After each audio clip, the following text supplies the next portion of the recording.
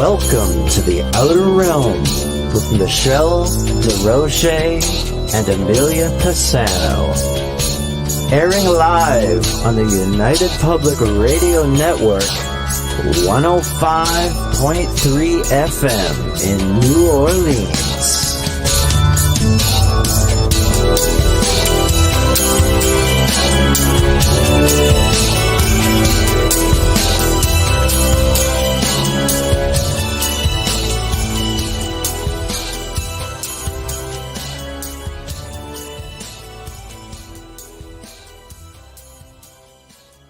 All right, everybody, it's time for you to get out and nominate your favorite podcasts. There's an amazing show I want you to consider for the People's Choice Podcast Awards. The Outer Realm in the category of Best Female Hosted Podcast. The Outer Realm is a very popular show hosted by Michelle DeRoche and Amelia Pisano, which boasts millions of listeners each week who are well known for and have been complimented on their very laid-back, roundtable style of interviewing. Together, this dynamic duo brings you the best of the best with guests from around the world who are well-versed within their respective fields of ufology, paranormal, esoteric, and other areas of high strangeness, and more.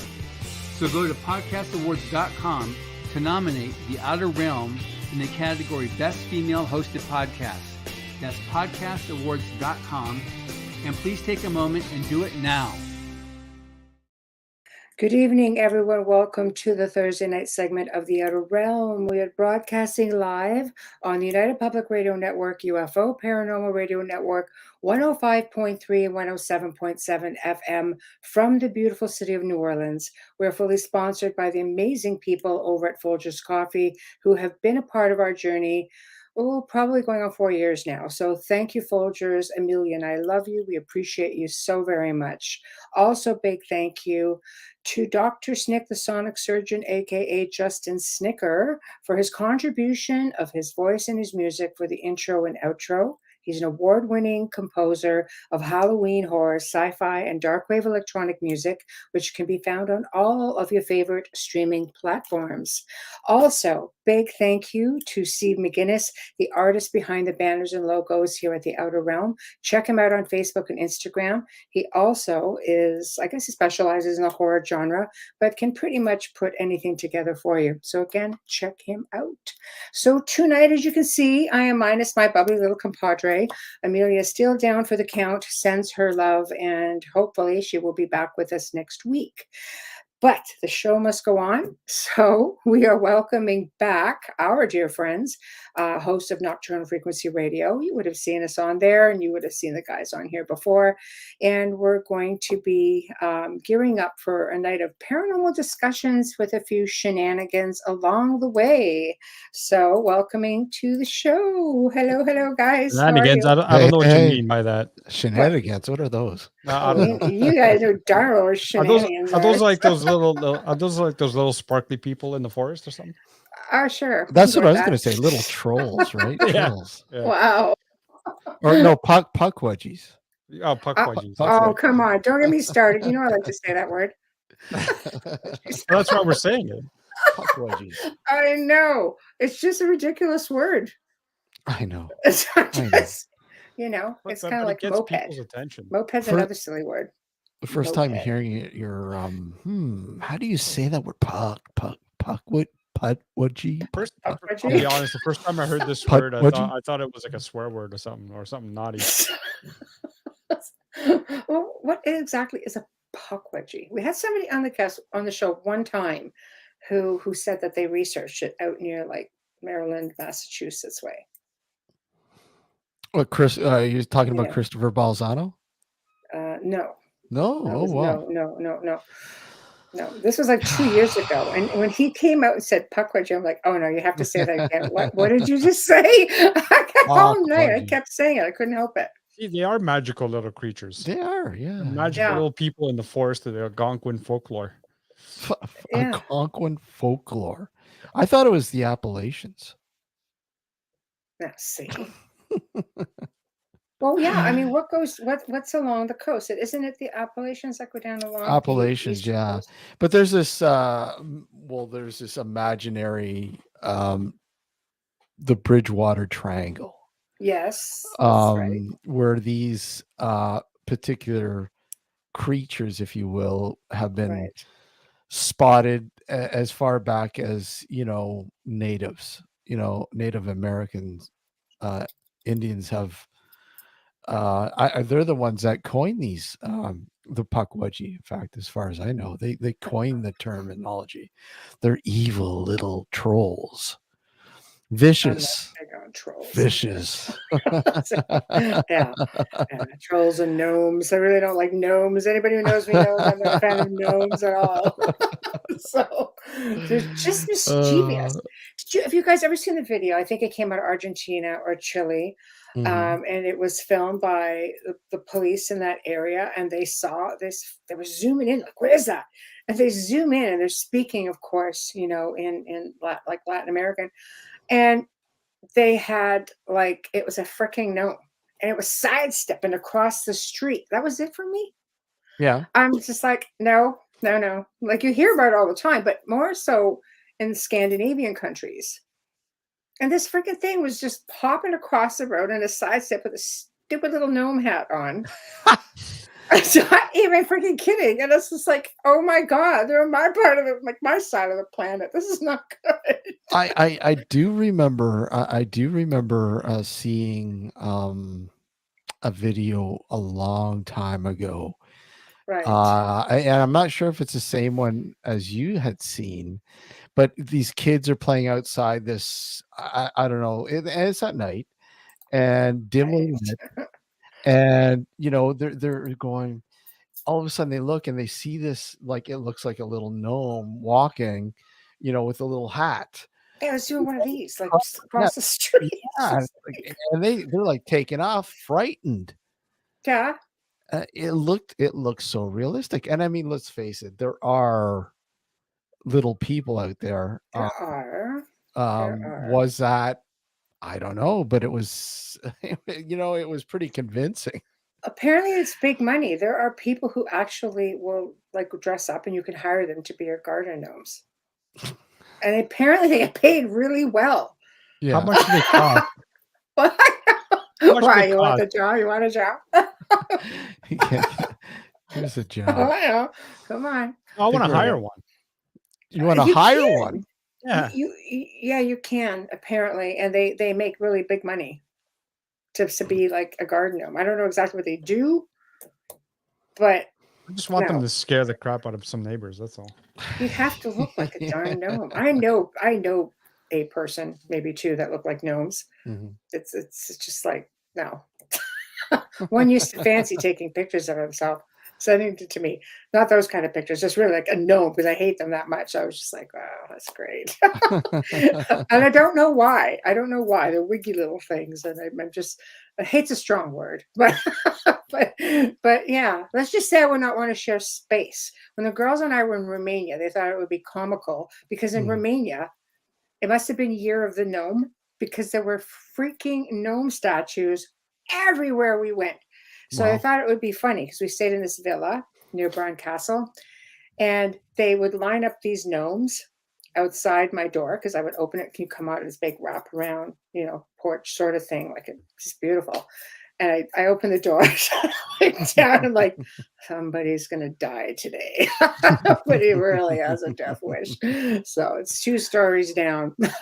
So anyway, yeah, that's my gnome story. It- So it- anyway, do you think we have anything like that? Not necessarily gnomes, but little people in and around, like let's say Southern Ontario area, our area, because a lot of people have sent me over the years pictures of like little fairy people. Mhm.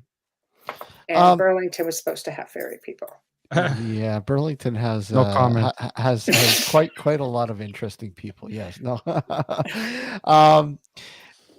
you never know. There's just so many intriguing little things that happen, and you go, "Oh, wait a sec, that has to be a first for this area, you Right. know. But Right. it seems to be this particular area anyway seems to be like a hub for UFO activity and We do UFO Lookout. It was like yeah, literally one street over from where yeah, I was. I was in West Burlington. yeah. Um, you have up by what is it Mount Nemo? You have the what we call the Devil's Mound, Yes. and it's really weird because you have these trees. Alex has seen it. You have the trees that go around this rim. It's a rocked rim. It's really odd, and the trees grow inwards towards the Right. middle. Have you ever seen it, Michelle? I've not been there, and I Oh don't know how I wow! did not know about this. Yeah, it's pretty intriguing, man. So what's the story with it? Like, is it a It's native Canadian thing? I'd Is it like a I'd like to think it is, but there's not really a lot. I cannot find a lot other that a lot of people seem to think it is a part of the quarry that was there when they were drudging the rock for like, the that's where sea. the escarpment is all up Yeah, in that yeah, area, right? With where those they had big the giant turkey vultures oh yeah, swooping down and huge, huge, yeah. and where they were dredging the rock for the CN Tower to make the cement for the CN I Tower. keep forgetting that Yeah, came from there. yeah. Yeah. So I don't know if that is actually a part of that. I don't know. It's Are there any way stories affiliated with it? I don't see anything at all other than the I remember reading an article a while ago, and I can't remember. It was a news clip, and I wish I kept it. Something about up in that area, and this was from the 70s about some satanic activity, There or would be in the 70s. yeah, yeah, a A group, movement. yeah, a group up there, and they were congregating in that area. So I'm like, okay, Mm. maybe this you put these two together, and perhaps they may be connected, but it's Just an hard to find interesting anything. tag name, you know? Yeah, So, very and we used to have a lot of buffalo that used to run wild up there too at one time, didn't we? Bison. long time ago. Yes, Yeah. Well, long, I long. mean, 30 years ago they were Mhm. up there Yeah, because, I remember being up there and seeing it, but apparently I missed this little tidbit of a location. it's an interesting little place. It's just an excuse for you to go back to Burlington. I know. Yeah. Burlington keeps calling for me. Mind you, they're decimating my old property right now. They're just widening the road, and Oh wow. I had this like probably 400-foot hedge Mhm. that was mature and like probably 25 feet tall, and apparently now it looks like it might be about 30 feet. So yeah, it's very sad to see it, but um, there's a lot of activity in that area, and I think a lot of it tends to go unnoticed. Mhm. But you were talking, well, we were talking before the show about haunted or just farm properties on average. Mhm. Are we talking about haunted properties or just average of just farm Just properties? haunted farm, abandoned farm. Yeah, because Well, a why lot of farms specifically, though, Steve? well, I guess more and more of them are popping up now because of Uh, encroachment, construction and all that kind of Sure, wonderful stuff. surveys. Farmland is dying, at least in Yeah, this direct area. So right. you're starting to see a lot of abandoned farmhouses in this area, just north of here. Mhm. And for the longest time, I was doing research. We were doing research at one particular one, just up Tremaine. Right. And you're familiar with Tremaine, right? I am, yes, Yeah. yeah. And doing some back research and everything else, and finding out that the house um, had two suicides, Ah, and one of them, two of them, both females, and one, they were not together. They were at separate times in the mm, house's history. wow. And the last one was, I believe, in the 90s, the late 90s. And I don't think they ever used the house after that. incident. I think it's been abandoned since the late 90s, I So believe. that's crazy. 2 Mhm. suicides, 2 Yeah. different time periods. Yeah, one was the first one was from the TV antenna, which still is there, and I believe that was from the sometime in the 80s, the early to mid Wow. 80s. So relatively recent on the Hmm. grand scheme of things. Yes, and the last one happened in the animal barn, which is still there. In fact, when you walk into the barn, you can still see the police tape. Oh, come Yes, on. some of the police tape is still dangling. So was this from, like, the same family, just different times, or were these just different? No, Wow.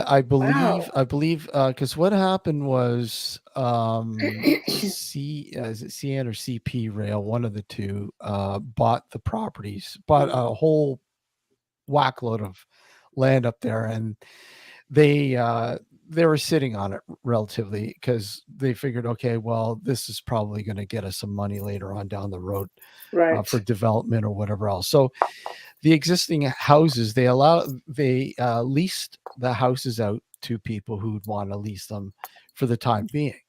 Mhm. And that's what I believe the last family that was in there, they're leasing the house. Wow. And I don't think it was a very long time that they were leasing it. Like a Um, scenario where one influenced the other. yeah. See, that I was going to ask you, Mhm. do you think I mean, first off, let's face it, I truly believe that when the essence leaves the body, it leaves a really powerful imprint because Mhm. throughout my years of researching, just even in natural death, Mhm. it's a pretty powerful release. Um, so you end up having this imprint of energy. But a Mhm. suicide, Yep. you may be dealing with depression or anxiety or something caused this individual to get to such a low point in their life that they Mhm. felt this was the only solution Yep. to the problem. That energy probably remains, and did that spirit remain? And like Alex said, influence potentially the other. Mhm. Yeah, absolutely. Um, and again, this place, it just basically, it's funny. I was just driving along, and I just wanted to. Uh, I was out and about just doing some photography. I was testing out a new camera that I had bought, a DSLR, and I'm like, let's see if I can find an abandoned house or farmhouse or whatever, and take some pictures. Blah blah blah. And I was just driving up Tremaine, and Mm, I actually drove by this place, and as I'm driving by, I see this this property and this house just sitting back, way back from the road. beckoning you to come Yeah. in and take Oh photos. yeah. It just Yeah, yeah. just something about it. I said, okay. Right, So I quickly turned around, and I started driving down the driveway, this dirt road towards the farmhouse, and right, there was a bridge, an old wooden bridge, because there was like a little stream in front of the house. right. And the bridge, I'm like, do I want to drive over that? Doesn't look too safe. So I just parked the car there, and I got out of the car, and I started walking. And okay, I'm going to go up to the front door and knock on the door and ask them if it's okay if I take pictures or of the barns, because I was Right. fascinated with the barns. And I got up to the front door, and I look inside, and it's empty. Right. I knocked, and of course nobody answered. It would have been pretty freaky if somebody answered, but yeah. But I had it in my head, I was just wondering if it's okay if I snap some pictures of your barn, whatever. But nobody Right. answered, so I walked around, and I went to the back, and there was like a pantry add-on in the back, and there was a door, and there was a screen door, and then there was a door Mhm. that was propped open. Do I Hmm. go in? I'm Mm, going in. The heck with it. I'm going in. So I went in, and I went into this house, and all you can hear are the alarms beeping, like the fire alarms. oh, They're well, beeping because I guess the batteries are like dead, dying. And that's Right. usually what happens when, there's no electricity in the house anymore. Yeah, but eventually the bloody battery dies. I mean, how long? Exactly. What are they still going on for? Exactly. Isn't that weird? Oh, That's just yeah. but there was still electricity at the house. That's why, I guess, Okay. because they would put when you drove by this house at night, the porch light would be on. I guess to sort of sway people from don't come close. We're here. Right. Right. It's just creepy when you look at this place at night. But anyways, I walked in, nothing, no furniture, nothing. The place was in awesome shape, mint shape, great shape. Mhm. And, a little bit of wear and tear, a little bit of weathering because of leaking and, paint peeling or whatever. It was starting to show damage inside, which was a shame because this place was absolutely gorgeous. If you had the money, if I had the money, I would buy the place and renovate it. Wow. Beautiful inside, double adjacent staircases. One would go down to the front door and the other one would go down to the kitchen. Wow, yes. From the upstairs. Yeah. Beautiful. Anyhow, I walked up the front stairwell, went up to the top floor, and I started walking around. I'm snapping some shots, just taking some shots. Mm-hmm. And all of a sudden I hear something in the attic. Something very heavy moving. You're like a big old raccoon. Probably, but it definitely sensed me because it moved whenever I moved, when it could hear me walking on the wood floor, like on it was a pukwudgie. Yeah, pukwudgie, yeah. And go ahead, take me there. Yeah, so I'm walking and I'm going, okay, so where's the attic door here? I want to make sure that the door is still closed. Oh my gosh. So I'm looking around and I find this door, and sure enough, it was closed. And I'm thinking to myself, whatever's up there is just behind that thin plank of wood. But yeah, it's and from that I did a little bit more research. Went back a few times. I was granted permission because I found a contact. There was I guess the guy across the road, another farmer who was taking care of the house and the fields. Like he'd plow the fields in the well, it's nice that you actually thought to ask for permission. well, yeah, I mean, you never know, right? Something like that, you just you never know. You just don't want to be caught doing something stupid, sort of thing. Mm-hmm. But and I highly recommend you do that. You just I mean, so anyways, he was pretty cool that he was fine, going in a few times and ran some investigations in there, collected some findings and so on and so on. And yeah, very, very interesting place, very intriguing place. I mean, Alex, at one point he came in and he had kind of felt a little uneasy in one area at a time. Tingly. Little tingly, yeah. So why do you think? Do you feel like maybe there was still somebody attached to the land, or the two suicides? I mean, did you get a sense of being watched at all, or abandoned places always make us feel uneasy, very uneasy. It doesn't mean there's something there, but I think it's our natural, feeling. That was the first feeling when you had walked into this place or walked up to it, and then you're going into the house. You just get this overwhelming feeling of uneasiness, just right. Okay, something's wrong here. And it's obviously not, because of the police or anything. I mean, the police could still show up and you still got to explain to them what you're doing in the house. Right. But that's not the issue. The issue is an asylum once. Yeah. You never know. You never know what you're going to encounter, because I mean that the house is open. You don't know if there's there. Exactly. You don't derelicts, know anything. You don't know if anyone's squatting in there. You don't know if exactly there's any animals in there. And thankfully, no, there was never any issues with that. But kept getting this yes, Tamara, exactly. The funerals were often in the front parlor rooms of these houses. I know, because I used to have a Yeah. huge funeral collection, Mm-hmm. and I still have some of the pieces, all the curtains and the racks that would be for home funerals, Yeah. 1854 coffin, all that. I Mhm. still have all that. Yeah, that's right. Yeah. And getting the findings from this particular location was just simply just eerie to the fact that getting a voice in one area saying "get out," and the way it sounded, it sounded like an elderly woman, a Yeah. scorned elderly woman saying "get out," and So you then investigated it then, and you oh got yeah, butcher. fully Oh, investigated. Yeah, several beautiful. times. Okay. Fully Oh, investigated okay. several times. Okay.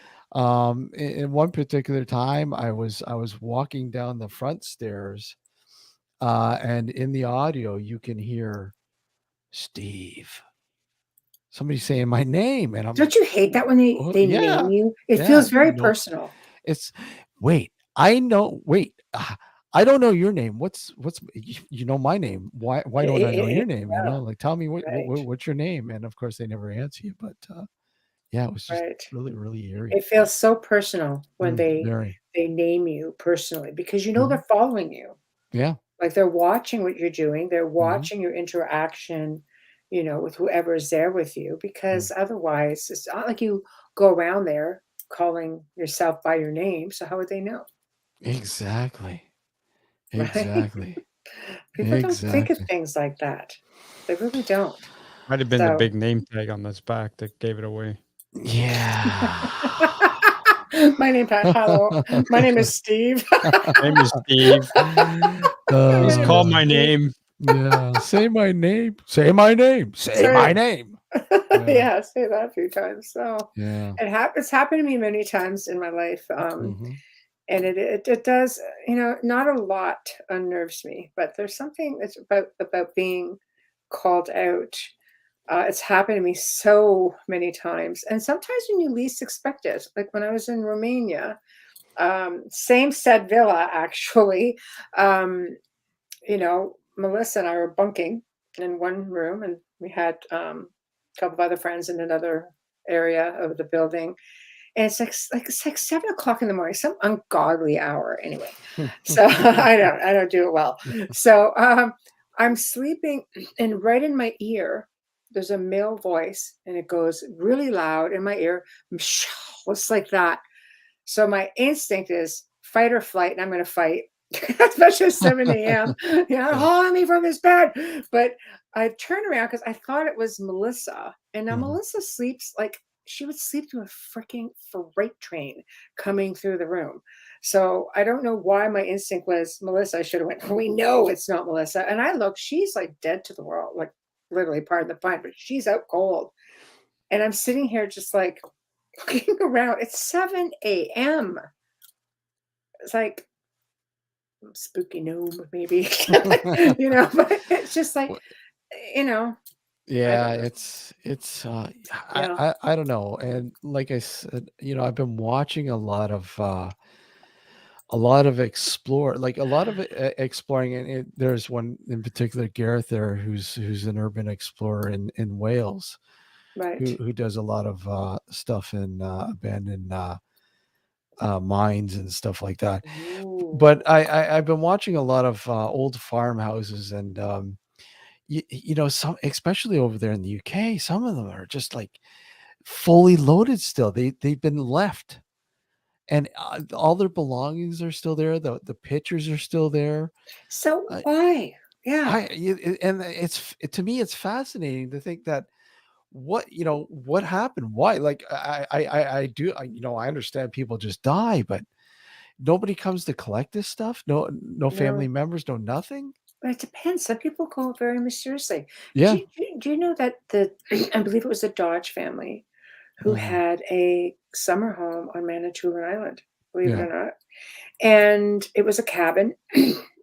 and they had a grand piano there. I mean, everything. This is a Mhm. cabin. Yeah. It was not like a big location by any means.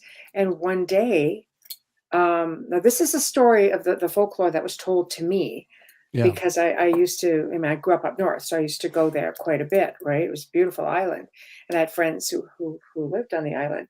Mm. And this was part of the old story. And then one day they literally just disappeared. Mm. And for forever until the cabin fell down, Yeah. literally nothing was taken from inside of it. So it's like what you're saying, like, doesn't anybody come to collect this? This isn't just like a forgotten about family history. Yeah. This family was part of the Dodge family. Yeah. Dodge motor cars, like Yeah. with really expensive stuff in there. Mhm. And nobody Yeah. knows what ever happened to this family.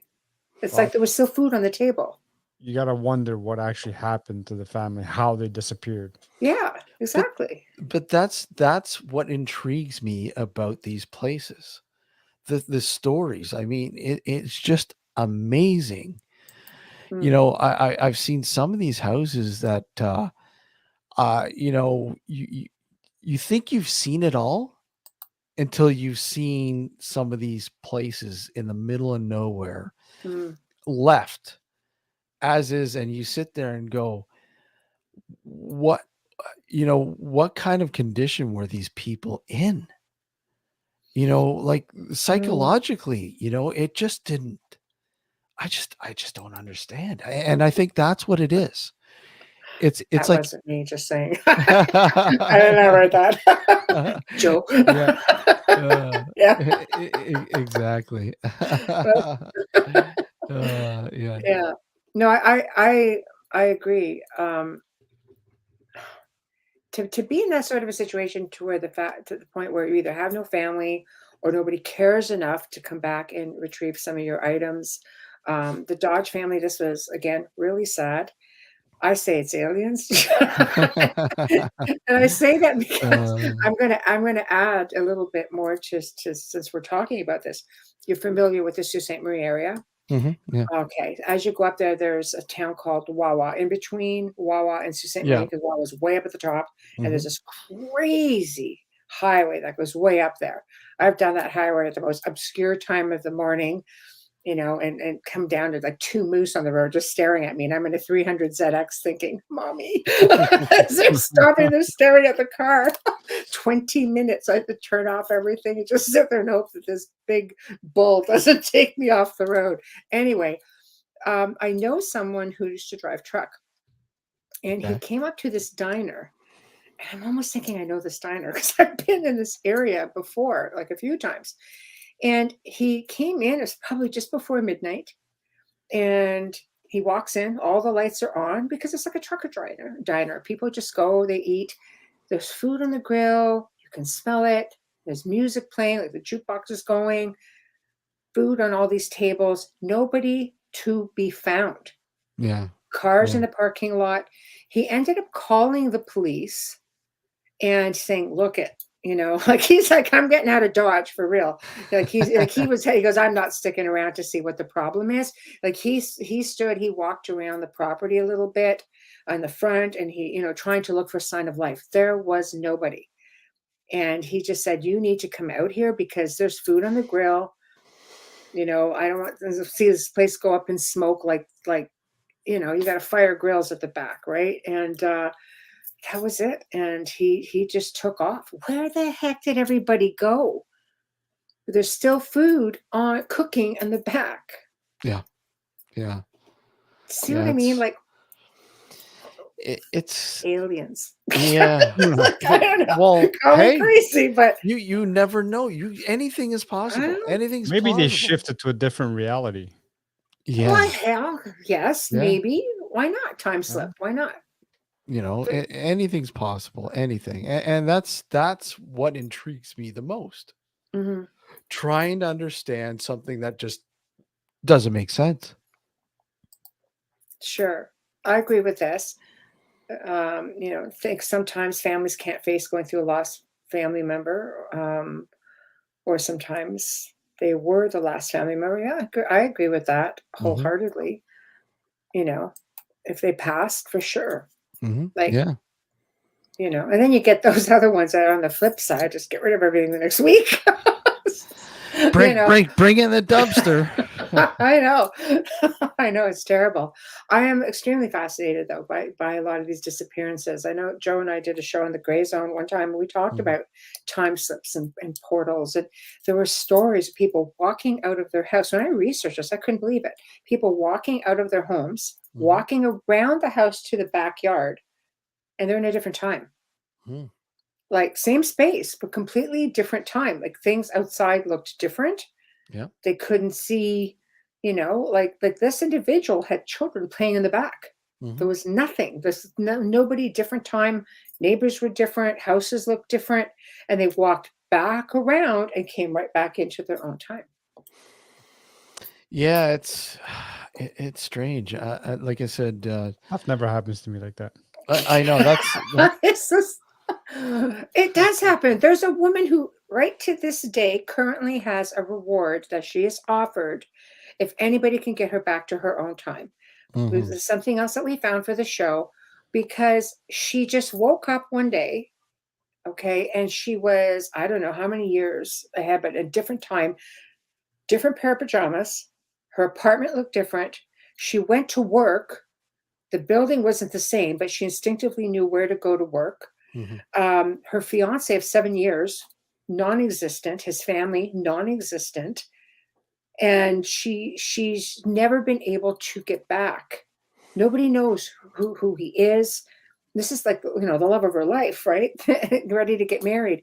And it was 5 years at the time that I researched this. It had been 5 years, and she has a reward out still, as of the date I researched anyway, last year, for anybody that can help her get back to her time. Let me get my steel toes. And you see, Yeah, that's it part of happens. the It that's does. part of the reason why I don't fully agree with the traditional route of thinking with the paranormal, if you will. I know. Yeah. You know, Dimensional bleed through. yeah, I So think where are you? Your yeah, favorite part of the movie? I think there's so many scenarios that we need to take into consideration to truly understand, you know, when you're investigating the paranormal, Yes. that it may not be a dead loved one. It may be Yes. somebody who look at for all we know, we're dead. We're I have had ghosts, more spirits. I've had you at know. least 2 spirits say that to me. You know, And what do you you, say? we're Okay. That's all we're I said. Okay. we're in purgatory, waiting to slip through to the Yes. real life sort of scenario, if you will. I don't know. No, It's I agree with that. I agree with so that. Yeah, it could be the bleed through, as you were saying, Michelle. I yeah. mean, if we live in a multiverse, which, you know, it's looking like that's the case. Yes. Everybody has an identical in every universe. So if you're in a scenario where there's like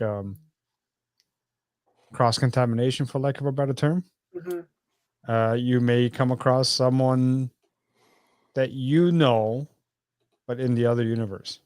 Yeah. So that really messes up the whole doppelganger theory, doesn't it? You're gonna die if you see a doppelganger. It's more like a change in timelines. Well, no, but what I mean, like, let's say, for example, I have, you know, my brother here Right. passes away, just for the sake of the argument, but in the other Right. universe, he hasn't. Right.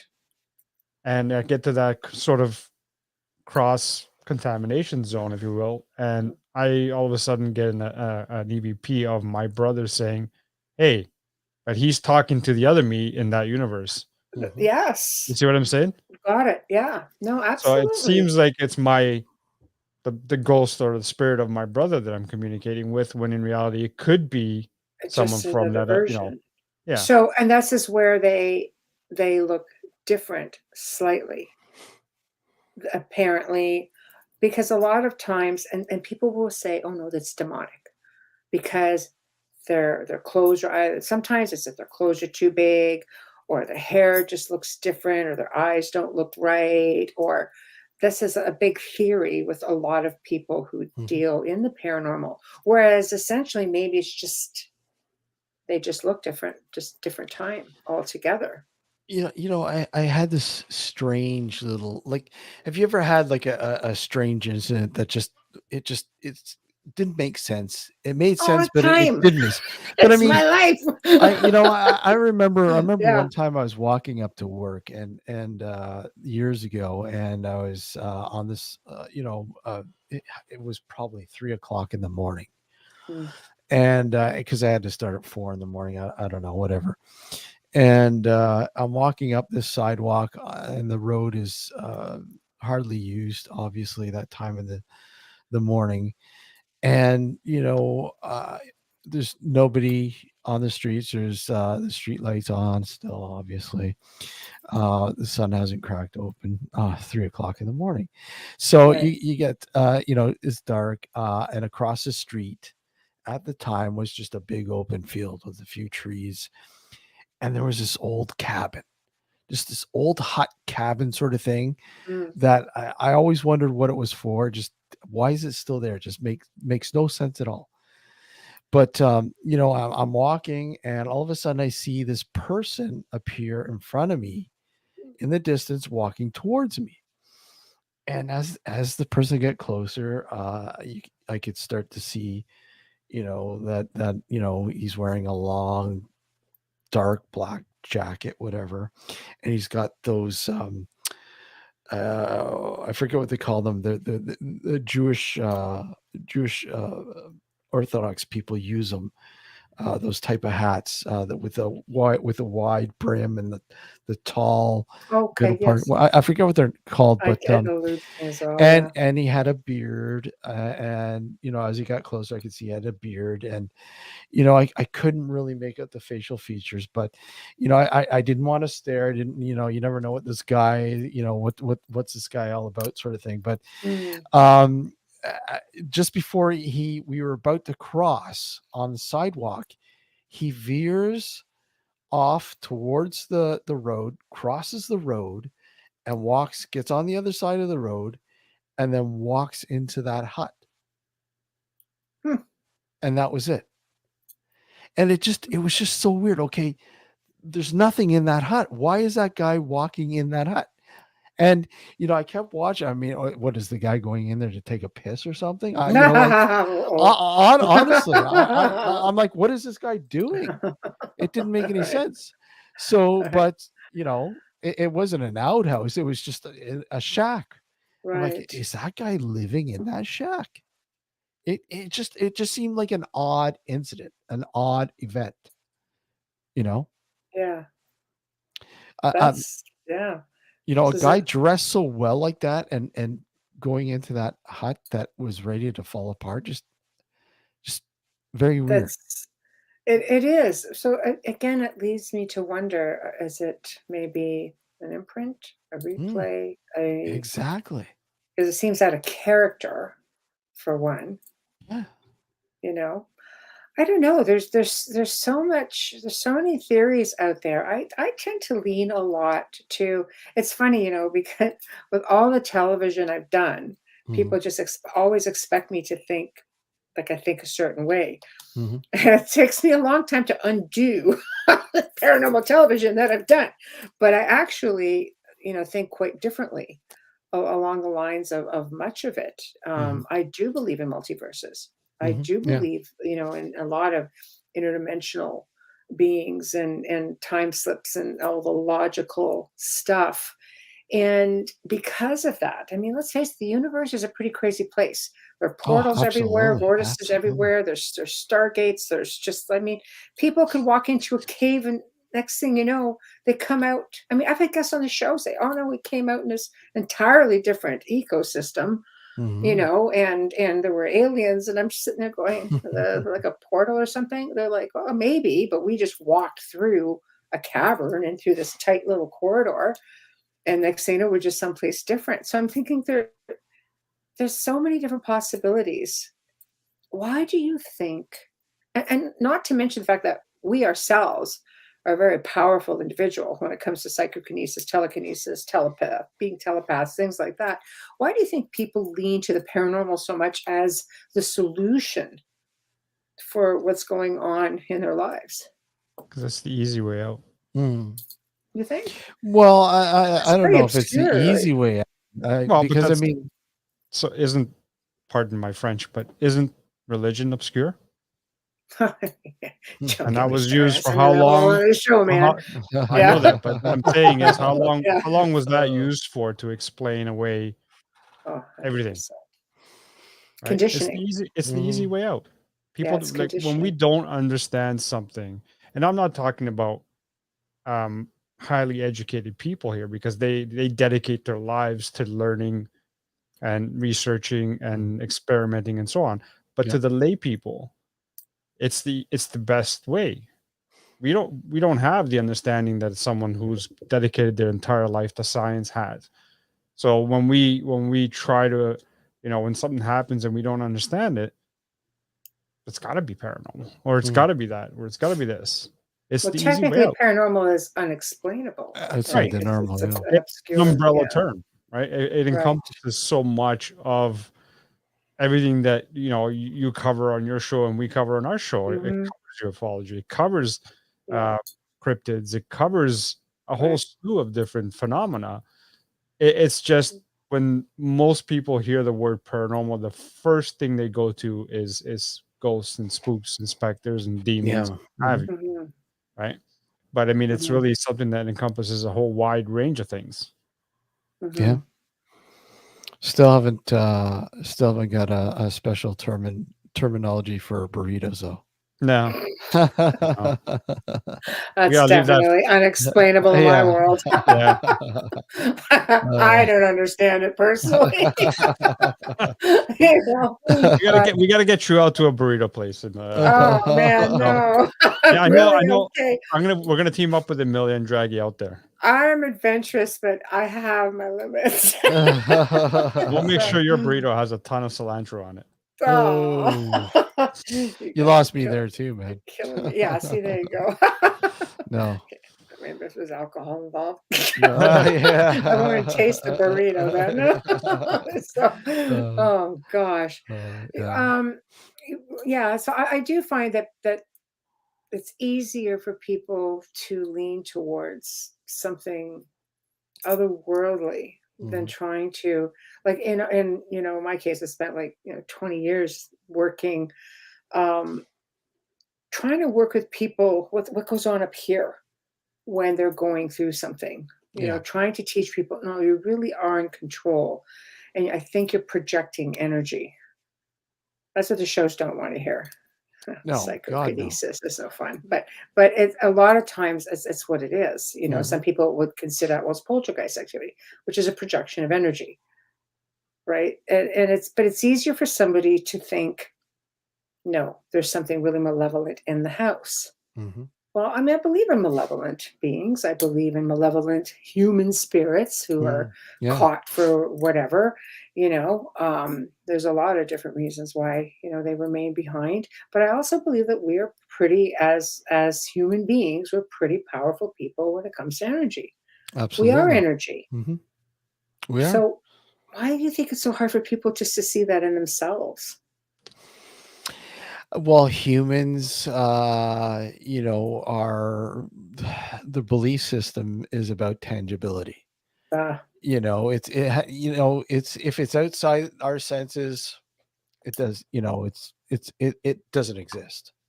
Right. We have to see it, we have to smell it, we have to taste it. We have to hear it, all that. Feel it, whatever. And if we can't understand that sort of aspect, then I mean, if we can't get by that sort of filter that's been society has handed down since we were kids, Mhm. then obviously it doesn't make sense to them. They just don't care. Mm. It's like germs, hundreds of years ago, 100 years ago, whatever. People didn't know about germs. They didn't Mhm. exist, but they were there. Right. I mean, you look at carbon monoxide.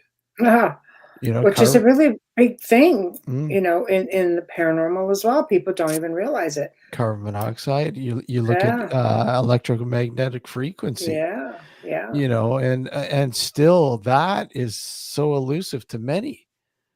And yet And so logical. it's so logical, and I don't Yeah. understand why it's not in the same boat as carbon monoxide.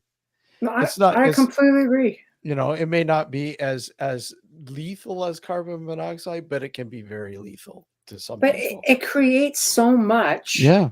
of what would cause people to think there's something going on. Carbon Mhm. monoxide detectors are always something I carried around when I was Yeah. investigating, because to me, it's just as important as an Yeah. EMF detector. You Mhm. get high levels of each, man, you're going to hallucinate like there's nobody's business. Yeah. There is just a lot of common stuff that people don't think about. But I want to just make mention with Wayne, because we have to remember as well that we live in a time where it's pretty much accepted that the unknown exists. Back 30 years ago, you'd have been labeled crazy Crazy. if Yeah. you spoke of such things. Like, tell me about it. The family secret. Don't let anybody know you can see Mm. things. They'll think you're crazy, and that they might think the whole family's crazy. We are, but most everything we know came from someone else, teachers, parents, friends. Our own thought on things aren't even our own, Exactly. Exactly. It's which goes back to what Alex is saying. It can come back to conditioning, well, right? that's the Religion, thing. school. We've been conditioned. We've been Yeah. conditioned. We've been all these filters have been put in place. Mm, And you know, once you learn how to break free from those filters, once you see differently from those once you get rid of those filters, mm, that's when people start looking at you and saying, yeah, what are you talking about? You're crazy. You're just. And you know, as much as you explain to them how it's not crazy, that mm, it's very logical. right, If you look at it, if you do research, they don't care. They don't want to. It's too much work, right. you know, because they've been living in this cozy confinement for years. Hmm. They're happy, content, you know, to go to work and make money. And I mean, look at money. Look at money right now. I mean, it's really non-existent now in many cases. It's just numbers. Hmm. You know, how many people actually use, you know, paper money anymore? You know, but I'm just saying on a I larger money. scale Yeah, now, a lot yeah, of it is transaction, is the yeah. digital No, you're right. transaction, Yeah, right? So I right, mean, right. you know, a lot of things now that were tangible are Hmm. becoming becoming, you know, invisible, if you will. Hmm. You know, it's like a Right. reverse sort of scenario. People, and that's frightening people in Hmm. itself. That frightens people. Well, I can't see how much money I have. I don't know how to use this. I don't know how to do that. Yeah, I don't Did like to spend it unless I know it's there. That's Yeah, why I I still mean, like my you cold hard you, cash. you go to Yeah, pay a bill. Did I? Oh my God! Did they receive my payment? You right. know, I mean, Well, we live people. in a digital world. Yes. Like Wayne says, take the blue pill, just Yeah. slip back into what you're comfortable with. Exactly. So Yeah, I mean, you know, yeah. we are. I mean, I know it's a sign of the times. It's just where mm, we are, and we go through these cycles. And yeah. I imagine, if we go back into the, time of the Great Depression and wars. I mean, the panic that people felt. We still have that sort of panic, but yet we're not in the midst of all of that chaos. We just have chaos in other ways. We will all leave imprints behind. If the world just ended tomorrow, with the imprints that we would leave for the Mhm. next generation would be like, oh my God, it would give a whole Especially other if you've had world. a lot of burritos the night before. Yeah, you may just like spontaneously combust. It's not just a spiritual imprint. Yeah, exactly. Good grief. But I We mean, have a wide berth. oh yeah.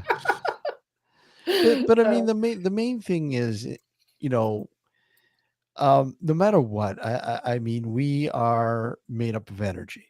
Yes. We essentially, our physical vessel, if you will, probably perishes, but our energy is infinite. Energy is infinite. It just transfers into something else. What it is, we don't know until that time comes, obviously. We're just having a human experience right now, basically. Exactly. And do we take those experiences with us? Do we take them? You like to hope so. I think we have memories of it. Energy can imprint. Mhm. I think it's what holds Yeah. everything together. When you're having past life memories or genetic, imprinting sort of thing that comes from somewhere. But it doesn't sit in the physical. The physical disappears after a while. I mean, us doing this right now is creating an imprint. Yes. It's an endless imprint. Right. It will loop and loop and loop for forever, right. because we are creating energy. Right. In a sort of manner where it's a matter of patching into it again some other way. Mm-hmm. Ghost box. Yeah. God, where's all this talk about burritos? Spontaneous combustion. What was this all about? What is you don't want to have a ghost box near after having a few burritos. No. If I could come back to haunt, one of the EVPs I would leave is big fat burrito. Yeah. So that's how we know it's you. That's right. I see. Okay, code word to all the millions of people listening. You might want to write that down. Yeah. He's saying, look it, open up again. Mm-hmm. Please open again. You shouldn't have closed. Open up. I was so disappointed. It's terrible. It's terrible. It's funny. We were promoting them and they never knew it. Yeah. Well, so do you think, and I'm going to ask this only because I've been we've both, Alex, I don't know if you've done television. I know Steve and I have done it, and I think we contribute partially to the cycle, of the confusion, because I really feel a lot of people hang off of what they see, and without realizing that a lot of what you see is ratings. You're not seeing, the real stories. I love the shows like Paranormal Survivor, things like that, only because you have people who are really heartfelt. They get up there and they tell the story, and it's very heartfelt for them. They for them, it's therapeutic to tell the story. I know the people that have asked me, to bring them on the shows, or because they felt like they wanted to give back in hopes that somebody in their situation would hear their story, see a similarity, and not be afraid to speak out or try to get help. Even though, there's a lot of embellishments that take place in any of these TV shows. Yeah. Do you think it helps contribute to the problem? Oh, absolutely. Yeah. Absolutely. And in fact, that was when I was doing, some of the shows that I did. I remember when I really started to think about that particular aspect. I remember a casting agent friend of mine contacted me and asked me if I wanted to do this particular show. And I said, it sounds interesting, but it's certainly something a little different spin on the paranormal. I think this would be pretty interesting in a comedic sort of way, sort of getting back at paranormal TV for embellishing. Yeah. But I simply made the statement to them and said, look, I'm not. I'll come on your show, but I'm not going to fake any evidence. I refuse to do that. I won't do that. I won't do that. And I mean, the show had nothing to do with faking any evidence, thankfully. But it's really tough because you're getting into, do you have to fake it? Yeah. I think it's reading between the lines in many cases as well. Like I Mm, said, out of all the questions I've been asked, out of all the answers I've given, it comes back to one thing everybody wants to hear. No matter what show I did, it's always the same thing. And it's hard to undo all of that mhm. because it's such a dramatic thing that it's the first thing that comes to people's head. It's almost like brainwashing. But I have no creative control. I have no control over what ends up on the cutting room floor and what Yeah. doesn't. You I know what I mean, mean? it has changed. No doubt, it's changed the landscape. Obviously, Yeah. when I started out, it was the grassroots approach was still there, still in place. You got your chalk, you got your, just basic tools that you would bring to go and investigate. Right. And you didn't have all these. I mean, yeah, certain people had parlor tricks, if you will, but I never used that. But No. it was all about reading books and doing research, and now it's the research is watching TV, these TV shows, Right. and you have a whole new generation that have grown up with these shows now and Mhm. have seen a glimpse of 30-minute to 60-minute glimpse into like a 3, 4, 5, 6 hour investigation or event unfold, that they don't understand that how many edits were put into that, and how Mhm. much time has been chopped off, and how much time you're sitting in this location or whatever, and literally doing nothing. You're bored, waiting for Mm. something to unfold, and most times never does happen. Mhm. And I sit there and I watch some things on not only TV but here on YouTube and Mhm. wherever else. These people throwing out their videos of their investigation using all these tools, and you sit there and I had a rant about this the other night, about these tools that aren't even made to look for ghosts, if you will. I know. They're, Hey, I know they're somebody who used to use a turkey thermometer yeah. to try to text for temperature. Oh. Shall remain nameless. you know, um, Okay. I don't think there's a problem bringing these tools into the field, but firsthand know what these things are for. Right. Like an EMF meter, for instance, it's not a ghost detector. No. It's It's it's an to EMF it detector. it's for you to take base readings Yeah. several times to get us, just a base of what the average reading is in that particular room. If there's a spike, then Yes. okay, then maybe there might be an issue, but you have to make sure that that spike isn't caused by something natural or explainable, Right. right? But Right. people don't care.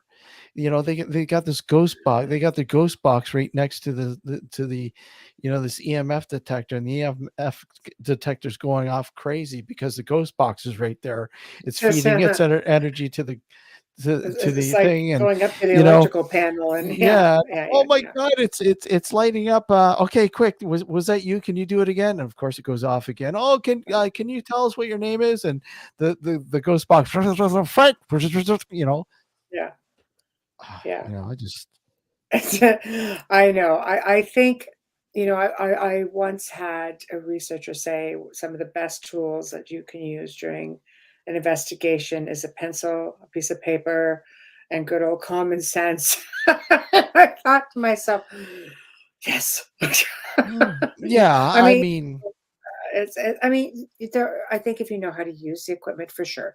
There are some really talented people out there who are really developing some phenomenal things, and I yeah. like to see the strides that people are making, and I like to see the creativity, and but again, if it's misused, it really should come with a handbook. And unfortunately, if you're just watching some of these TV shows to get the hang of how to use something that may not be necessarily the best way to learn how to use it.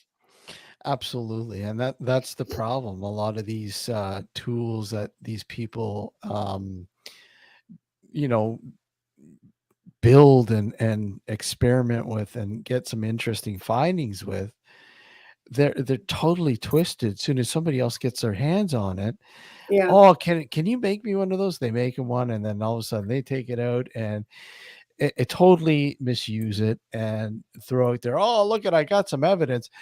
I mean, Alex and I have had this Michael Esposito on. I don't know if you've ever had him on your show. I haven't, no, but the Uh, name is familiar. he's a musician by trade. He's the great grandson of Alex. Who is it? Bell, not Bell. Marconi. Right. Oh, Okay. Marconi, and he the experiments that he does are just phenomenal. Like, No, I'd love to have him on if you guys want to share. oh, absolutely. Like the stuff I he, shared Richard. yeah. Yeah. The stuff that he has created, like it has created by using uh um everything from a turntable, like a record, Yeah. to a oh my god, what else, Alex? He's used so many different tools, it's the list goes on. So and the stuff that he has captured using this stuff is just phenomenal. You Wow. know, Wow. he is amazing. Yeah, I could give you his Oh, info I'd on love him. to. Yeah, Yeah, I'd love to. Thank you. super nice guy. Yeah. Um, I've known him for quite a while now. Mhm. And yeah, we even have to have him back on the show. It's been a long time, but and we're not talking about the hockey player either. no, not I was going to not say, I had affiliations with those guys, but I think yeah. Esposito, I think NHL hockey. But So, this guy goes all over the place. Like I think he usually goes to, is it Denmark or Sweden, one of the two. And he would go to some very historical places, right. and or places that have been known to have some activity or whatnot, and he will bring like special devices with him and will record with these devices, um, to capture any EVPs possible. And some, like I said, some of the stuff he's captured, Michelle, will blow your mind away.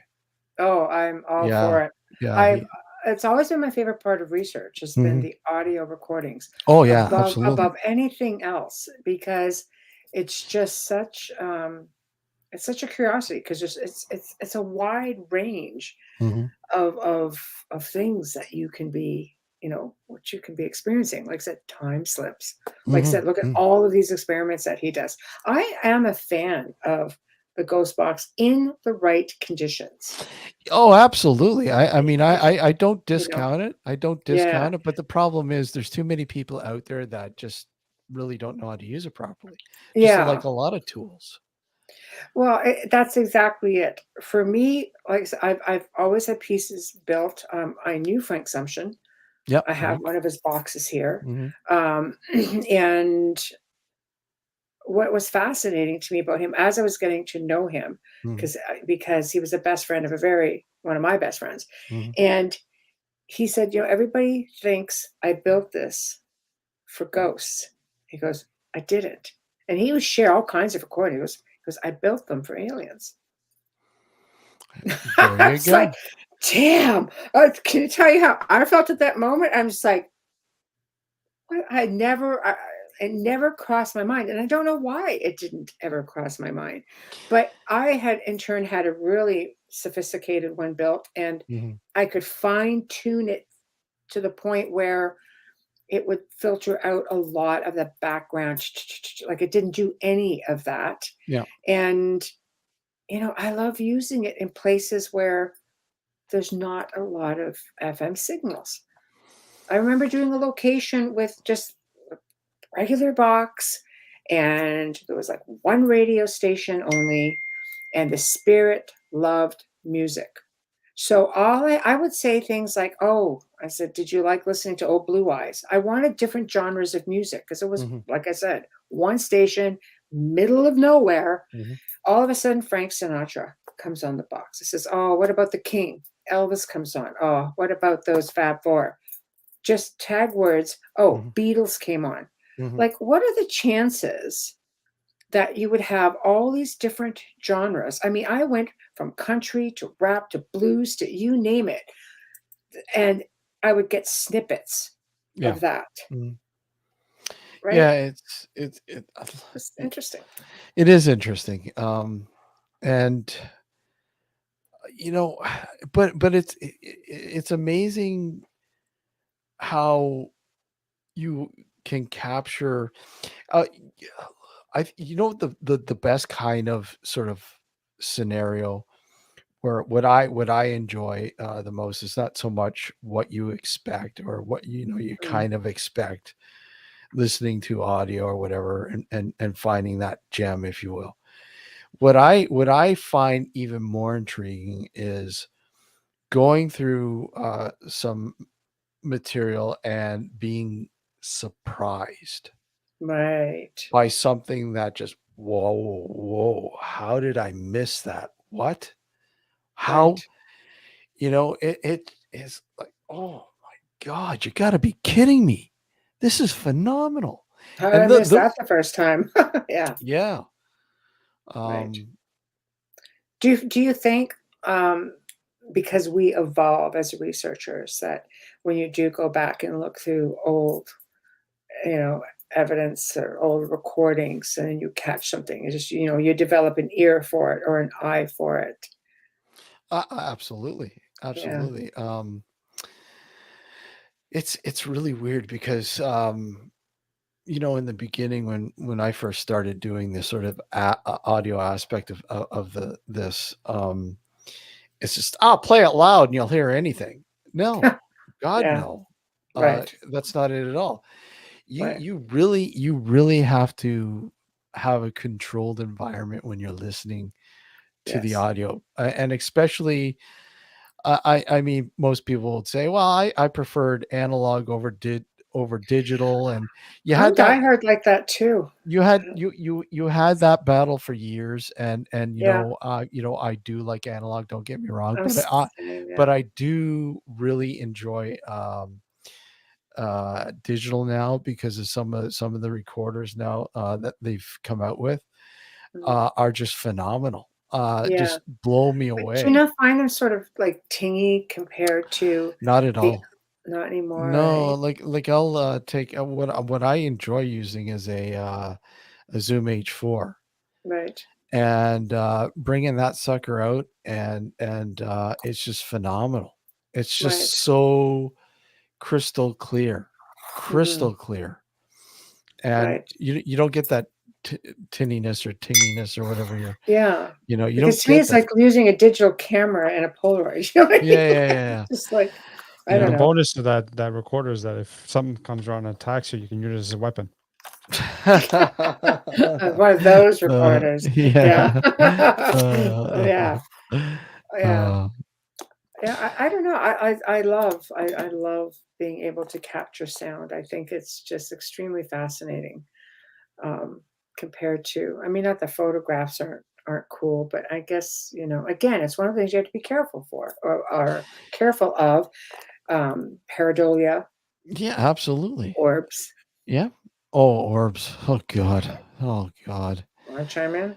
Um, in the mortal words of our good friend Keith Age, I Yeah. dare you to say it again. There's a lot of people and Mm, mediums especially, who mhm, will look at something and goes, "No, like, there's a spirit energy in there." What do you mm. say when you see one with faces? And, like, I get the ones that someone sends you a picture camping, and you're underneath all the trees, and they think they're being invaded, and I'm never going back to this place, and I'm just like, "It's pollen." You know, For sure. I remember years ago, and I keep bringing this up. For some odd reason, I was on YouTube and I was watching this guy, and he was based in, Scotland, Right. And each night he would set up his old digital high 8 camera in the one bedroom of his house, Right. and have it in night vision, and he'd sit there and watch the digital display on the camcorder to see if it would pick up anything. And the minute some orb would fly by, he'd go, "Hey, there's Margaret tonight. Hi, Margaret. How are you this evening? Where's Sal? Is Sal going to be coming here and meeting you this evening?" And then all of a sudden, this other orb would come out of nowhere, and he'd start conversing with these orbs. And I'm like, "Oh my God, you got to be kidding me!" You Yeah, know? But it's a tough call. I mean, again, I think you have to look at environment and, you know, you know what? and If you I think if you see it with the naked eye, if you see something with the yeah. naked eye, then quite possibly. But for the most part, on digital camera, any because I mean this exploded with the digital point and shoot cameras. Mm, yeah, Not so much on film, yeah, but digital point and shoot, it exploded. right. It exploded. And of course, What about these security cameras? the security camera, same thing, because you got to Yeah. remember these cameras have an infrared light Yeah. Mm, that these particles pass through and it picks it up, mhm, right? It will give you that impression. mm, And because half the time these things are moving so fast, or they're close, or mhm. whatever, it gives you the illusion that they're in fact some faces that might be in it, or whatever, Oh, if you the slow it down. pareidolia, Yeah. yeah, yeah. It's the same with another phenomenon that happened a while ago called rods. Are you familiar with rods? Yeah, oh, yeah, Same yeah, thing. yeah. This guy, what's his name? Something, is it Esposito? I can't remember. Not Esposito. I can't remember his name. He in the early 2000s, he came out of doing something, I don't know, in Mexico, some cave I saw that. diving. Yeah, cave Yes, diving, and he was yeah, showing the and these things are just flying around like flying by, and yeah, yeah.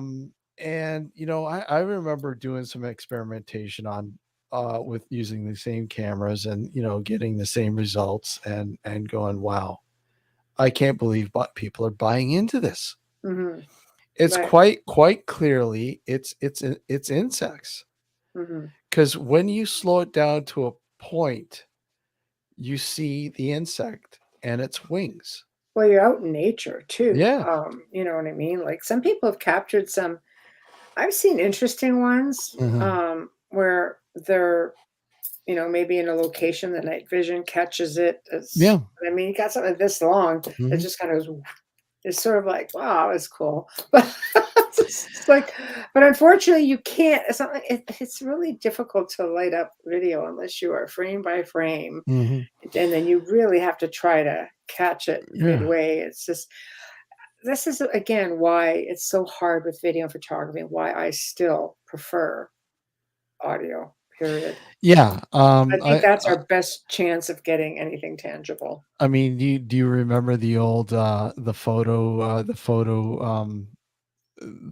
thing, vortex, the photo vortex, the vortex caught on video, on Oh, no, I in a don't think so, photo, yeah. and quite simply, it's just a close up of a hair, Oh, I and never it gives saw you, that, yeah. or a cobweb, right, a spider Right, web, and right. literally when it's so close to the camera's iris, Right. it looks like, you got some vortex going on there. No. Just like Yes. it's just Uh, Chris is mentioning Art Bell. Yeah, well, he was with the orb thing too. You know, yeah, yeah. He really exploded with the orb thing. Really exploded with With art, Art Bell. Yeah. yeah. Oh yeah. People On are that going note, nuts. guys, I have to just say, Shania, do you have to do the job part Yep. of my Yep. show? You Yeah. guys know the drill, Yeah. right? Absolutely. Yeah. Yep. We know. Okay, so guys, anybody who is just tuning in, I have to play more promo too. So real quickly, anyone who's just tuning in, you are listening to the Outer Realm Radio. We're broadcasting live on the United Public Radio Network, UFO Paranormal Radio Network, 105.3, 107.7 FM from the beautiful city of New Orleans.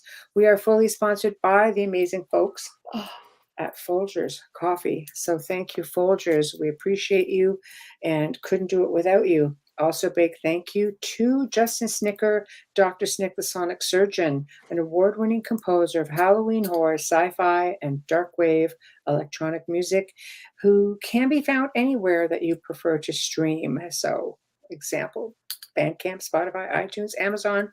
I could go on. Also, big thank you, Steve McGinnis, the artist behind our banners and logos here at the show. Specializes in the horror genre, so you can get anything. You like spooky shows, he can do it. You just like good old Hollywood type horror, he can do that too, and he does it very well. So anyway, check him out. Tonight we have Alex Rondini, we have Steve Jenny from Nocturnal Frequency Radio. Hey. My compadres for the Hey, evening, minus our bubble unit. She's not here, so we hope she gets better sooner. So yeah, it's not the same without her. Anyway, couple of promos coming at you guys. You know the drill. Podcast awards are upon us, so here we go. All right, everybody, it's time for you to get out and nominate your favorite podcast. Yes, it is that time of year again. There's a show I want you to consider for the People's Choice Podcast Awards. UFO Undercover in the category of entertainment. UFO Undercover brings you some of the most revealing and current research that is being done with respect to alien abductions and contact. Host Joe Montaldo has been an abduction researcher for over 35 years and is uniquely qualified to bring you live interviews with some of the most well-known researchers in ufology. Go to podcastawards.com to nominate UFO Undercover in the category of entertainment. That's podcastawards.com, and please take a moment and get out and vote now. It's time for you to get out and nominate your favorite podcasts. There's an amazing show I want you to consider for the People's Choice Podcast Awards. Writers and Illustrators of the Future podcast, in 3 categories: education, storyteller drama, and art. For 4 years, the Writers and Illustrators of the Future podcast has provided advice and tips from international best-selling authors, world-class artists, contest judges and winners, and industry professionals based on the world-famous Writers of the Future contest created in 1983 by L. Ron Hubbard to help the aspiring writer and artist no matter their age. It is dedicated to the future of storytelling and art by showing that it is never too late to start, and those who make it are those who never give up. Go to podcastawards.com to nominate the Writers and Illustrators of the Future podcast in any or all of the 3 categories: education, storyteller drama, and art. That's podcastawards.com, and please take a moment and go out and vote now. Ta-da! There we go. All right, did my duty. 2 great shows, guys. Check them out. They are part of the network. So we're back. So where the heck were we? Where do we want to go? Yeah, exactly. Good I question. know. Good I question. know. We were talking about equipment. We were talking about orbs, rods. What do you guys think about doing? What's really big is working with reflections, water, vapor, to be able to bring forward spirits and being able to capture them. There's some pretty compelling things out there that, I don't know, it kind of makes you wonder if they're onto something, or are we just looking at this pareidolia thing again? No, I do believe that. I mean, water is a good conductant, right? I mean, it seems to be a no-brainer. And there's a lot of researchers out there that utilize water-based tools as a sort of filter, if you will, to do even audio work. Yeah. So I mean, I do believe that's a very, very important avenue. Just like I do believe, like for instance, infrasound, I think is Yes. something that really needs to be looked at a little bit more in depth with trying to figure what's going on. I do believe that in itself holds many of the key answers to the questions that we ask about what we're actually capturing. Hmm. You know, in terms of yeah, I drink water. In terms of what we're finding and what we're experiencing. So yeah, yeah, water Mm. is very important. Yeah. I did an experiment with it one time because a Facebook friend of mine, avidly interested. I've got to see if something. It's a researcher brain in me going, no, no, no, no, no. I have to see if this is a thing. But he used all sorts of reflection methods, Mhm. not just vapor, but he would work with different, like just running water in general and working with the sunlight and just brilliant stuff. I mean, he would come out with things that I'd be like, I mean, you could see skin tone on, the spirit. Mm. It's just fantastic stuff, but it's Oh like, wow. I still have to, I'll just do the basic stuff like with the vapor, throw the pot on the kettle, just kind of go from there. And of course, the house was haunted, and we knew what the spirits looked like because we had photos of them. Mhm, Right, they're only from like the mid to late 1800s, so mhm. there were photos, and I'll tell you, we ended up with a couple that were it was really, really close. Yeah. But of course we put it out there, to the spirits of the house. We're like, okay, look, we're doing this thing. And they were actually pretty accommodating because so many people had filmed at the house and so on. And we're like, okay, if they were coming to film a show, we'd say, all right, this is what the lay of the land is. If you want to partake, feel free. If you don't, that's okay. It doesn't matter. You just know you're going to have strangers in the house and this is what's going on. And they're going to want to interact with you. So it's same thing if I was testing equipment. I'm saying, okay, this is going to seem a bit unusual, but this is what I'd like to try. And a couple came through, and it was like, these are interesting. I mean, nothing compared to what this guy was doing, but this guy was doing it for 20 years. So I mean, but again, it's the creativity to me is super interesting. But I think it paves the way for future generations. So, what would you guys like to see with respect to future generations coming forward and, picking up the torch, so to speak? You want to go for that, Alex? Eradicate all the TV shows about the paranormal. And all the uh, paranormal fans are going, "Shut up, Alex." Yeah, Sorry, uh, yeah, not sorry. yeah, Oh, they um, need to go. It's yeah. they're doing a disservice. Mhm, And the problem, and the only reason why I say they need to go, it's not so much because we all know the majority of the stuff, 99%, 98%, whatever you want to call it, is probably staged for entertainment purposes. The problem is that not enough people are aware mhm, that that's exactly what it is.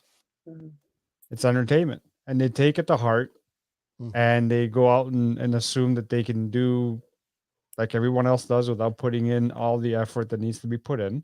mhm, And hey, everything happens. Things happen all the time in the show, so something must be happening here all the time. And they hear some funny like static noise on the recorders, and they think it's an EVP, and they go out and propagate this crap. mhm, And that's the unfortunate part. If people were to accept the fact that this is what it is, and a lot of people do, but a good chunk of the people don't, and that's the problem.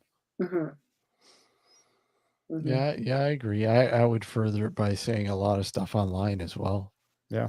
mm, A lot of media that's placed online, and claims of the paranormal and evidence of ghosts and stuff like that, where people, yeah, take it to mhm, heart and believe it.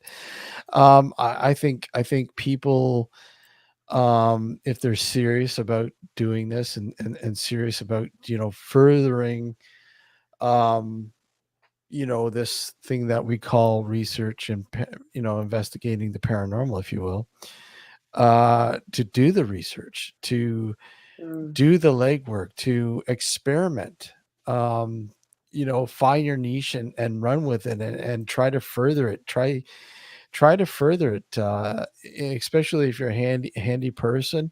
Mhm. Employ your knowledge of whatever, and put together devices or experiment with things that you figure you think would actually yield some promising results. Mhm. There are people out there that are like that now, and they go unseen, It's true.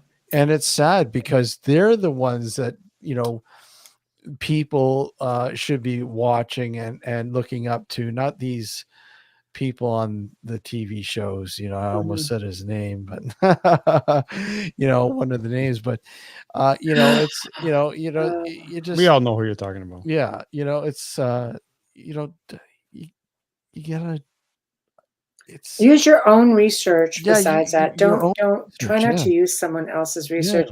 See, I think one of for me with in doing paranormal television has always been a way of people finding me, but I don't do yeah, the investigative stuff per se.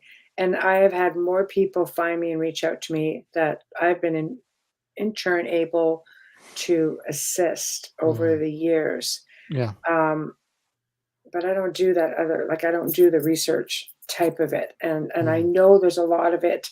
I don't think people realize when you're looking at that 1 hour, there's probably been, you know, 12 to 40 hours of investigating at one yeah, location, and you're getting tidbits of something, if that. And if there's nothing, it's very seldom that they're gonna say, "We got nothing." yeah, You're yeah, not gonna yeah. often see that. And I No, think now with social media, there's just a lot of groups, and I commend people for coming together. I always try to tell people, if you want to get into this, take a tour somewhere, go to places that are offering an investigation, public investigations. Go with like-minded people. Maybe you'll find somebody who's got some experience. Maybe they can teach you a few things or at least explain yeah, a few things to you. Just do it as a group, do it in a safe, confined manner, but don't try to, don't go do what Steve did and just abandon a place. yeah. I mean, Yeah, I was kidding. I'm just playing with you. no. Yeah, I always say stay away from people who say they're experts, they're no such professional, thing. Yeah, they're certified. Um, because I mean, really, it is an unknown realm. We're all students. We'll always be students. yeah, We're always learning. And we'll always learn, and that's the yeah, best formulation that I would give to anybody. Look at you'll further things by continuing to learn, right. because yeah, you might be an expert in photography, an expert in audio or whatever, Mm, but you're not an expert at the paranormal. no such Yeah, thing. there's no such thing, no It's matter what. unexplainable. How can you? Exactly. So How can you be an expert of the unknown? s- Yeah, and I yeah, it drives me nuts when people say evidence too. yes, And most I like to call it findings, because I mean, I don't want to say, look at I've got proof or I've got right. evidence of the paranormal when I don't know. Um, other than it's a unique finding, Right. and that is all. I mean, send what you have to a person. Let people scrutinize it. Let people study. Yes, Let people try to yes. understand it. And if they come back and say, "Hey, it's probably this," Mhm. you got to have a thick skin. You got to take the criticism, because I'll tell you right now, if you can't Yeah. take it, you're in the wrong field. No, I agree. I agree You know? 100%. I used to actually for a couple of years, Mhm. early days, I used to send my EVPs out to a guy in the US who used to have like an EVP school, and he would teach Yeah. people how to analyze and stuff for free. I Mhm. said, if you keep doing it for free, Mhm. I'll send you some of my stuff. Just pick it to bits. Just let your students just pick it apart. And if you find something great, I'd love to hear it. a lot of times I wouldn't even analyze the stuff. I would just do investigations and fire it all off to them and let them do it. So it was being heard for the first time by all kinds of people who didn't know, I mean, didn't go out into the field. Some of these people never even left their homes. This was as close as they could get to something. And I thought, you know what? Good for you. Kudos to you for doing this. And I'm happy to contribute in some way. Because I was never weird about my stuff. Don't hoard your stuff. What for? It's not worth anything, man. Like, I'm going to get $1 million for this. Oh, you're not. It's crap. It's just not going anywhere. It's a dime a dozen. Really. Exactly. Absolutely. Yeah. I mean, that it's crap, but it's a dime a dozen. Go ahead, Alex. Sorry. I was gonna say, who wants to hear a fake EVP of a guy farting in the background? Anyway, Yeah. Oh God. But you know, to give you an example, do you want to hear an example? Always. Okay. Well, okay. Yeah. I'll send it to you. Hold on. Oh, you can play. You have control over the board. Oh, okay. Click in. Even I don't even have to tell you how to use this board. I know. Present. Oh, Present. okay. Go to share screen. No. Okay. Here you go. Here you go. Okay. EVP time, kids. I'm scared.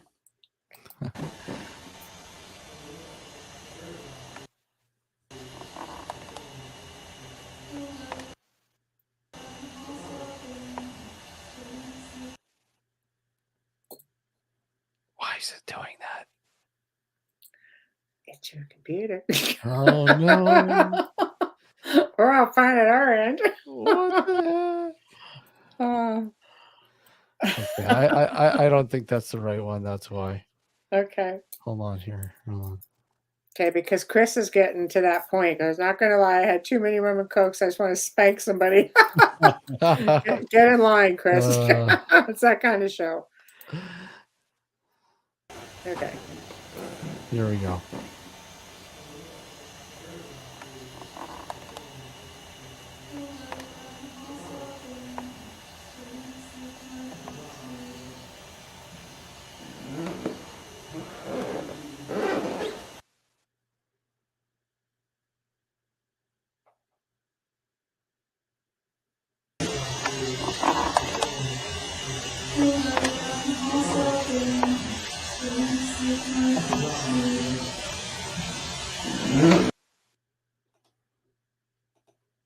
What do you think? Well, it sounds like there's a whole lot of chatter going on in the back. So, what are we actually listening to? The Okay. anthem sort of thing. Is this one of Alex's Okay. So as we're downstairs. Yeah. We're downstairs. This is an old farmhouse. Okay. And we're downstairs. And I had my camera guy go up to do a walk around to document the upstairs on video. And as he's centering in on that picture, you hear what sounds like a girl reciting a nursery rhyme or Yes. singing. Yes. Right there with him Right. as we're talking in the background slightly. Right. Yeah. Right. So, well, you can definitely tell there's this little muffled. Mhm. There's a lot of background noise, which makes it, you have to really be attentive. But when you isolated it, Yeah. you can hear this. This little. You get the melody, right? Yes. Yeah. Yeah. So that's actually pretty amazing because Mhm. it really goes on. Yeah. Yeah. It's not like it's just the occasional this little word. I love when you can get actual sentences and things like that. Yeah. It just doesn't happen often. I actually ran it through an AI filter, Mhm. and it eliminated all the background noise Yeah. and just extracted that little part, Right. and it's phenomenal. Technology. I know. I love it. It was just really, really crazy. Right. Really Is this the crazy. same farmhouse you were talking about or a different farmhouse? No, different one. different one. Yeah, Oh, it's a so you different seem to be farmhouse. very lucky with the farmhouses. Yeah, well, that one in particular, we were working with the park. I I think I Yeah, know the one. yeah, Yeah, you yeah, know the one. Yeah, yeah. Oh, that's a yeah. great location. A Oh friend yeah, of mine knew the family, grew yeah, up like she's friends with the family, and yeah, literally grew up and you know played and yeah. hung out there, which is fantastic. It's an interesting little location. I'll tell you that. That whole Yeah. area is Oh interesting. yeah, very, very You interesting. know, down Yeah. that, yeah, just the location alone Hmm. is Yep. just because there's a cemetery not far from there, isn't there? No, across the Across, highway. yeah. Oh, oh, okay, Across the okay, highway. right, There's further in. yeah, there's a cemetery, and and I think two of the family members are buried there. Oh, wow. Hmm. Because it seems very, well, it was once very isolated. If it's the one I'm thinking, across the river. There might be one across the river. I'm not sure if there's because you have the Yeah, campground and then you have houses in that yeah, there. I'm not sure. Maybe there yeah. is Without though. giving the area away, which I Yeah, don't want to do, but yeah, that's yeah. yeah. There's so much in that But I entire mean, yeah, area. yeah. It's before pretty much before that highway was a highway. Yes, Um, yeah. yeah. I That's other thing. love that. That's what Alec does. He doesn't have That's any what Alex. burritos. That's That's why. what Alex does. There's no Amelia, no burritos. That's what I love So it. So what part of me is being creepy? I know. I love it. Oh my gosh. Yep. So as we start, coming up towards the top of the hour, what do you have coming up? Where can people find you? You know the drill. Find us in a cemetery. Find us There in we a go. cemetery. That's a creepy Alex talking. Yeah. That's right. Yeah. We're live. Well, we're in hiatus until September. Our 16th yeah. season starts in September, So and you guys get time off? Yeah. we still pump out some stuff through the summer, and Right. but not show related. I mean, in terms of having guests on. Mhm. Part of the New Visions Radio Network, and of course here on YouTube and Twitch. You can find us primarily here on YouTube now. Right. That's where you can find us. You can find us on Facebook, as well as on all the other social medias, pretty much. Instagram. And when you do air, what night do you guys? Sunday nights between 9 Right. and 11 p.m. Eastern Standard Time Right. is our typical. I mean, we do. We a lot of the guests are from Europe, and if that's the case, we will start earlier and Right. just replay it on the network. So Right. yeah, it's fun. We're looking forward to the new season. Have a documentary coming up pretty soon in the fall called the Dark Woodlot. Ooh. That's going to play out hopefully, if no more kinks are in the pipeline, but hopefully that's going to we have a nocturnal gathering in October where Right. we're going to hopefully premiere it. Right. So Very nice. yeah, we're looking forward to it. Very nice. Very nice. So in the meantime, you get the summer off essentially for the most part. Yeah, and yeah. Supposed to be a hot one. So It is a hot one, and Yeah. it should be interesting. But yeah, we're looking forward to the new season, and we're just putting the guest list together, the schedule, and right. we'll start releasing the shows as we get closer. Very nice. Mhm. Congratulations. Yep. I love it. I love it.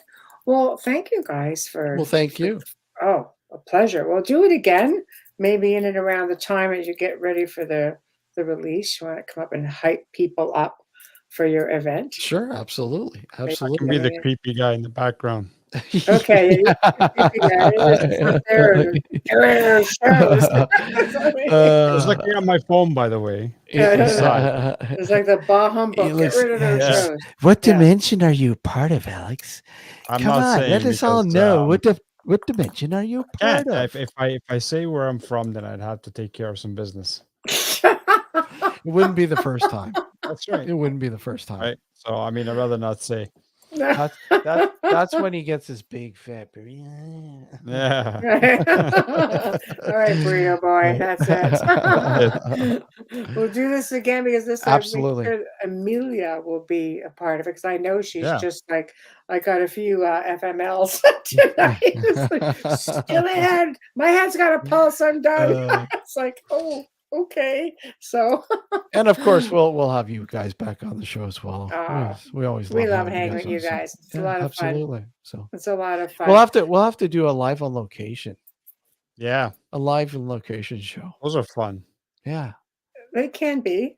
Oh, love them. Mm. Love them. Yeah. Yeah. Yeah. Well, that's the first time we met Amelia. Was at a live Yeah. on location.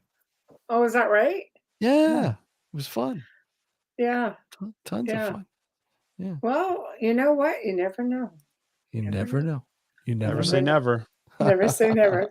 No burritos. no. Just saying. Well, No. we'll Never say have- never. I'm sure he'll work a my catering own deal words. with a burrito place. Oh yeah, have a burrito party. Wonderful. Yeah. Can't Yeah. wait. Now you're talking. Can't wait. Catering by Alex's Burritos. That's right. And the appetizers are quesadillas. Yeah. Oh well, those at least Quesadillas. I could do. I don't mind those too much. There's just something about burritos, and it's just yeah, I just don't agree with you. So, anyway, guys, Yep. thank you very much, and problem. have a great summer. Yeah, take you- care. You too. Thank you, guys. Thank you. Good See ya. night. See ya, everybody. Bye. Bye-bye. Bye. Well, guys, we have come to the end of another fantastic show. It's always nice when we can share some space with good friends and known Alex and Steve for a really long time, and they're a lot of fun. So hopefully you enjoyed the segment. Thank you, Folgers, for sponsoring tonight's show and every night's show. Thank you, Dr. Snick, Justin Snicker. Thank you, Steve McGinnis. Next week, those in chat room, listen up. Wednesday night, Amelia and I are going to have another paranormal chat, but this time we are bringing on a special guest host to join us. And you guys communicate with him and chat pretty regularly. So we're going to be bringing on Wayne Mallows, and he's no stranger to the paranormal. He's had a, haunted manor house for well over a decade, and there's so many experiences I can tell you because I too lived there. Anyway, so check that out on Wednesday night. On Thursday night, we're bringing back Joe Montaldo, and we're going to be touching on some more UFO stuff. And of course, all of this goes all over the place, but there's been a lot of information out there with these new whistleblower stories that are out and about with respects to government having reverse engineering, things like that. It's just a whole lot of stuff to talk about. So he'll be on, and there's always a lot of shenanigans with both of these guys. So you just never know where it's going to go. But I will leave you with this one last promo, and I hope you guys have a really terrific weekend, and we will see you next Wednesday night. So I leave you with this, and I bid you good night. Hey there. It's time for you to get out and nominate your favorite podcasts. There's an amazing show I want you to consider for the People's Choice Podcast Awards. The News on the Flip Side, in the category of politics and news. News on the Flip Side is a much different news and political program which is not deemed as opinion news. Listen as Joe Montaldo brings to you just the facts from trusted sources which will allow you, the people, to make up your own minds on the various stories being reported on. Go to podcastawards.com to nominate News on the Flip Side in the category of politics and news. That's podcastawards.com, and please take a moment and do it now.